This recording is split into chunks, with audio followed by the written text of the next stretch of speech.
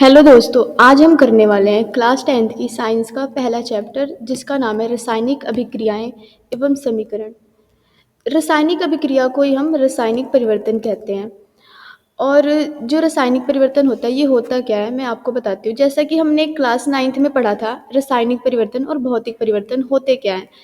तो जो रासायनिक परिवर्तन होता है इनमें पदार्थ के जो गुण होते हैं, पदार्थ के जो गुण धर्म होते हैं वो बदल जाते हैं। ठीक है। और जो भौतिक परिवर्तन होता है इनमें पदार्थों के जो गुणधर्म होते हैं वो नहीं बदलते हैं।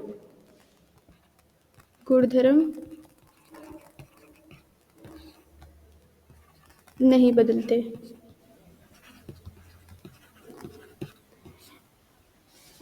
तो जो रासायनिक परिवर्तन था इसमें पदार्थ के गुणधर्म बदल जाते हैं। वो कैसे? जैसे जो हमारा हाइड्रोजन है, हाइड्रोजन और ऑक्सीजन क्या मिलकर बनाते हैं? जल बनाते हैं। तो जो हाइड्रोजन होता है और ऑक्सीजन होता है ये आग को लगाने का काम करता है। ठीक है। और जो जो ये बना है जल, तो ये हमारी आग को ना बुझाने का काम करता है। तो इनके गुणधर्म में परिवर्तन आ रहे हैं ना, क्योंकि जो हाइड्रोजन पहले था और ऑक्सीजन था ये आग को लगा रहे थे। अब जो ये चीज़ बना रहे हैं, पदार्थ जो तरल पदार्थ बना रहे हैं, अब ये तो आग को बुझाने का काम कर रहा है, जल।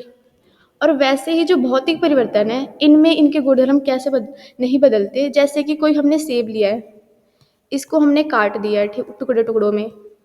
तो हम जब सेब को काट देंगे टुकड़ों में तो फिर जो इसका स्वाद होगा वो तो बदलेगा नहीं ना, वो तो सेम ही रहेगा। टुकड़ों में खाओ तभी भी सेम रहेगा। ठीक है। आपको ये समझ में आ गया होगा। तो हम अपने चैप्टर पे चलते हैं। तो रासायनिक अभिक्रिया होती क्या है इसके एक बारी डेफिनेशन पढ़ लेते हैं हम। जब दो या दो से अधिक अभिकारक मिलकर एक या एक से अधिक उत्पाद का निर्माण करते हैं तो हम कहते हैं कि रासायनिक अभिक्रिया है। अब एग्जाम्पल जैसे जो जिंक है और HCl है, हाइड्रोक्लोरिक, ये दो है, दो अभिकारक है ना, ये मिलकर तीन उत्पाद बना रहे हैं। जैसे जिंक क्लोराइड, हाइड्रोजन गैस और उष्मा निकल रही है। तो ये होगी रासायनिक अभिक्रिया की डेफिनेशन। एग्जाम्पल भी दे रखा है। अब जो अभिकारक होता है, अभिकारक ये लेफ्ट साइड वाले होते हैं। ठीक है। अभिकारक लेफ्ट साइड वाला और जो उत्पाद होते हैं वो राइट साइड वाला होता है। ठीक है। अब मैंने यहाँ पे जो जिंक है उसको मैंने जिंक को ऐसे ना लिखकर इसके प्रतीक का उपयोग किया है यहाँ पे जिंक को। और जो हाइड्रोक्लोरिक है उसको भी मैंने उसके चिन्हों द्वारा लिखा है, उसके प्रतीकों का इस्तेमाल किया है। तो मैं यहाँ पे ये कह सकती हूँ कि जब तत्वों को उनके प्रतीकों द्वारा, जब कोई तत्व हो उसके मैं प्रतीक द्वारा लिखूं, प्रतीक द्वारा इसको चिन्हों का प्रयोग करूं, तो मैं कह सकती हूँ कि ये एक रासायनिक समीकरण हो रहा है। ठीक है। तो अब हमारे जो इस चैप्टर है इसमें बहुत सारे रासायनिक समीकरण को संतुलन करने के बारे में दे रखा है। तो वो हम चैप्टर के बाद में करेंगे। हम पहले चैप्टर कर लेंगे फिर आखिरी में रासायनिक जो समीकरण है उनको संतुलन करेंगे। ठीक है। तो हम इस वीडियो में करेंगे क्रियाकलाप 1.1, क्रियाकलाप 1.2 और क्रियाकलाप 1.3। इन तीनों क्रियाकलापों में हमें रासायनिक अभिक्रिया के बारे में बता रखा है कि कैसे होती हैं। इसको करने से पहले हमें ये जान लेना चाहिए कि रासायनिक अभिक्रिया होती है तो हमें पता कैसे चलता है कि रासायनिक अभिक्रिया हो रही है। तो हमारे बुक में दे रखा है, पहला तो अवस्था में परिवर्तन होगा, या फिर रंग में परिवर्तन होगा, गैस का निकासन, या फिर तापमान में परिवर्तन। एक इसमें अवक्षेप भी बनते हैं। ठीक है। ये अवक्षेप वाला अभी आएगा अगले इसमें, फिर मैं आपको उसमें अच्छे से बताऊंगी होता क्या है। ठीक है। ये 5 चीज़ें होंगी उसमें रासायनिक अभिक्रिया में। तो हम अपने पहले क्रियाकलाप पे आ जाते हैं। इसमें दे रखा है लगभग 3 या 4 सेंटीमीटर मैग्नीशियम रिबन को रेगमाल से रगड़कर साफ कर लीजिए। ठीक है। इस चिमटे को पकड़कर स्पिरिट लैंप या बर्नर से इसका दहन कीजिए। ठीक है। इससे बनी राख को एक कांच की उसमें इकट्ठा कीजिए और जो मैग्नीशियम रिबन है उसको दहन करते समय अपनी आँखों को, मतलब इसको दहन करते समय अपनी आँखों से इसको दूर से दहन करना है। ठीक है। अब इसने ये इसलिए बोला है कि जो मैग्नीशियम रिबन है इसको पहले हमें रगड़ कर साफ़ कर लेना चाहिए, क्योंकि हम मैग्नीशियम रिबन को लाएँगे तो हम इसको वायु की उपस्थिति में लाएँगे तो वो ना वायु के साथ बहुत जल्दी अभिक्रिया कर लेती है। क्योंकि जो मैग्नीशियम होता है ये बहुत क्रियाशील धातु होती है और ये जल्द ही अभिक्रिया कर लेते हैं, और ये पहले से ही जब वायु में उपस्थित ऑक्सीजन के साथ अभिक्रिया कर लेगी तो फिर इसको हम जलाएँगे तो ये अच्छे से जल नहीं पाएगा, और ये इसने बोला है कि मैग्नीशियम के साथ इसकी अभिक्रिया करानी है, तब वो ऑलरेडी मैग्नीशियम ऑक्साइड बना होगा ना, तो इसलिए हमने इसको पहले से ही साफ़ कर लेना है। तो फिर आते हम अपने क्रियाकलाप को करने के लिए। हमने मैग्नीशियम को लिया, वायु की उपस्थिति में हमने इसे जलाया, बन गया मैग्नीशियम ऑक्साइड, ठीक है। अब इसने बोला है कि क्या आपने कुछ नोटिस करा इसको बर्न करते वक्त, तो हमारे बुक में देखो लिखा हुआ है कि हम इसको जब जलाएंगे तो एक श्वेत लौ यानी वाइट लाइट निकलेगी जब हम इसको जलाएंगे मैग्नीशियम को वायु की उपस्थिति में, और जो इसका चूर्ण होता है वो एक श्वेत रंग का हो जाता है, ठीक है। ये जो मैग्नीशियम ऑक्साइड है ये एक श्वेत रंग का चूर्ण बन जाता है, ठीक है।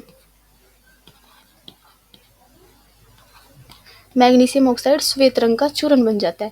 अब मैं आपको इसको एक वीडियो के द्वारा अच्छे से समझाती हूँ, ठीक है। ये है मैग्नीशियम, ठीक है, करते हैं। ये मैग्नीशियम है, इसको रेगमाल से साफ कर रहे हैं, जो कि मैंने आपको बताया था क्यों साफ करते हैं, ठीक है।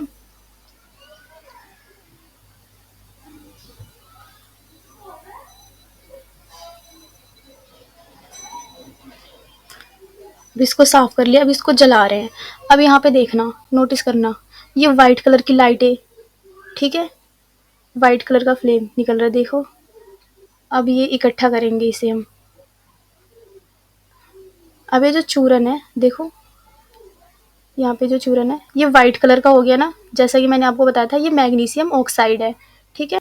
अब हम चलते हैं अपने अगले क्रियाकलाप। तो अब हम करते हैं अपना क्रियाकलाप 1.2।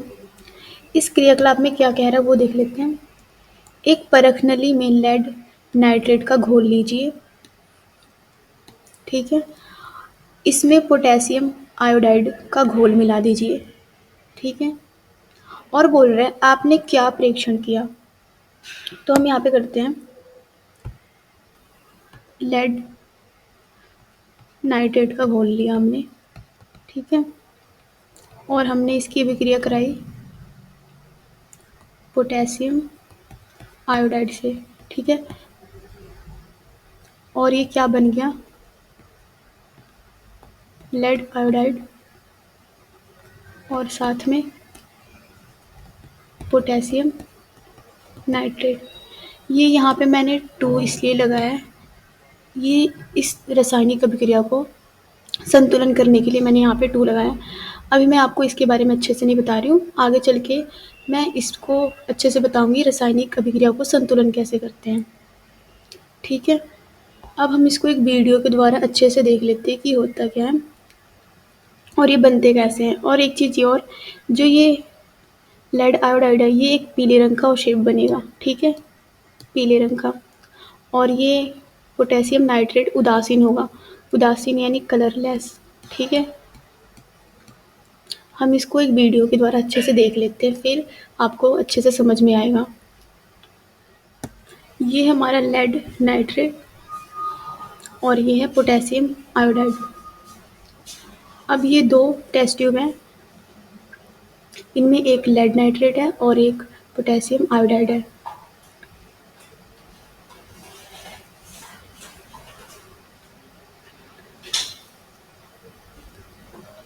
अब ये इनको आपस में मिला रहे हैं।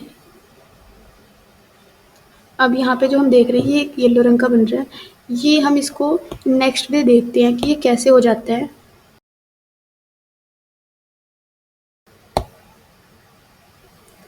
जो हमने अगले दिन देखा तो यहाँ पे एक वाइट रंग का, यानी वाइट नहीं कलरलेस कह सकते हैं, जैसे ये कलरलेस है, ये हमारा था पोटेशियम नाइट्रेट। और जो नीचे दिख रहा है येलो येलो से इसे हम अवक्षेप बोलते हैं। और ये क्या बना है, यही है लेड आयोडाइड, ठीक है। ये कलरलेस वाला पोटेशियम नाइट्रेट है और ये नीचे येलो कलर का जो दिख रहा है ये अवक्षेप बना है, इसे बोलते हैं लेड आयोडाइड। अब हम अपने अगले क्रियाकलाप को करते हैं 1.3। ठीक है, इसमें क्या कह रहा है, एक शंक्वाकार फ्लास्क में कुछ दानेदार जिंक डालिए। शंक्वाकार मतलब शंकु के आकार का, ऐसे टाइप का। ठीक है, और क्या बोल रही है, इसमें तनु हाइड्रोक्लोरिक या सल्फ्यूरिक अम्ल मिला दीजिए। तनु का मतलब क्या होता है, जैसे तनु हाइड्रोक्लोरिक अम्ल है, इसमें HCl, इसमें जो 90% होगा वो पानी होगा,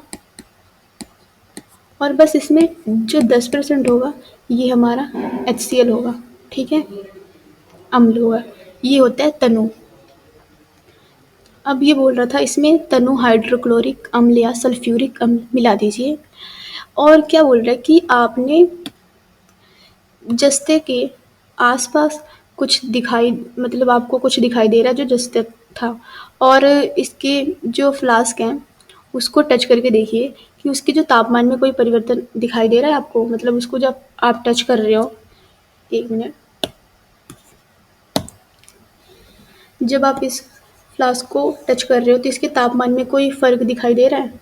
तो हम इससे यहाँ पे देखते हैं, इसमें हमने पहले जिंक डाला था। ठीक है, ये जो टुकड़े टुकड़े से दिख रही है जिंक है, और इसमें हमने सल्फ्यूरिक तनु सल्फ्यूरिक अम्ल डाला था, H2SO4। ठीक है, और जो ये बुलबुले से दिख रहे हैं ये है हाइड्रोजन गैस। ठीक है, अब इस हाइड्रोजन गैस को हमें हमें कैसे पता चला कि हाइड्रोजन गैस ही निकल रही है ये बुलबुले से, इसको जांच करने के लिए हमने एक जलती हुई माचिस की तिल्ली यहाँ पे लाए।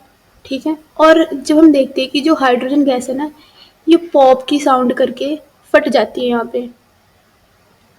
अब हम इसको एक अभिक्रिया करके देख लेते हैं कैसे हुआ था ये।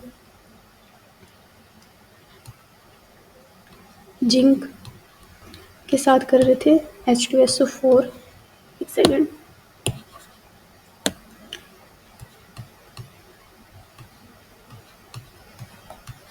ठीक है, ये क्या बन गया, जिंक सल्फेट, साथ में हाइड्रोजन गैस जो निकल रही थी, और उष्मा भी। ठीक है,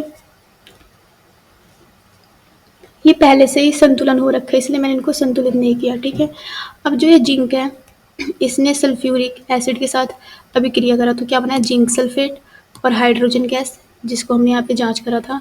और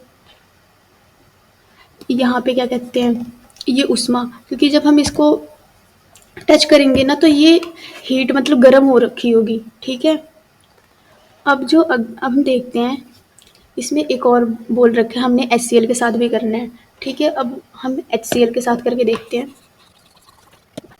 अब हमने HCl के साथ करना है। ठीक है, तो जिंक लिया हमने, इसको हमने HCl के साथ अभिक्रिया कराई, यहाँ पे 2 आएगा, और ये क्या बनेगा, जिंक क्लोराइड, साथ में हाइड्रोजन गैस तो निकलेगी, और उष्मा। ठीक है, अब जो ये जिंक है इसने HCl के साथ अभिक्रिया किया, क्या बनाया, जिंक क्लोराइड, हाइड्रोजन गैस, इसमें भी निकलेगी क्योंकि ये भी तो हमने इसके साथ कराया ना HCl के साथ, और हमने इसको जांच करा हाइड्रोजन गैस कैसे निकल रही है, तो हमने वही करा, माचिस की तिल्ली, जलती हुई माचिस की तिल्ली इसके पास लाए, तो जो हाइड्रोजन गैस है वो पॉप की साउंड करके फट जाती है। और जो इसका ये है शंकु के आकार का फ्लास्क, ये गर्म हो जाता है जब हम इसे टच करते हैं। ठीक है, इसलिए मैंने यहाँ पे लिखा उष्मा भी। अब मैं आपको इसको ना एक वीडियो के द्वारा अच्छे से बताती हूँ कैसे ये बनता है और हाइड्रोजन गैस निकलती है। ठीक है,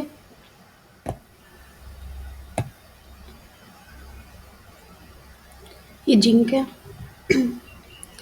इसमें पानी डाल रहे हैं, शंकु के आकार का वो फ्लास्क। ठीक है, अभी इसमें जिंक डालेंगे,